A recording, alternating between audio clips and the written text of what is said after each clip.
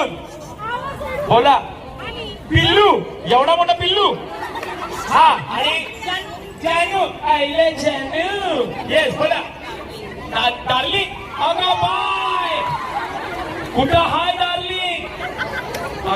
Darling. हा, बोला बोला तिथूनच. साहेबा नाही. हा, अहो कॉमन आहे, वेगळं वेगळं. चला या बाजूनी. कारभारी नाही. नाही नाही, सोनू कॉमन आहे. हा नाही.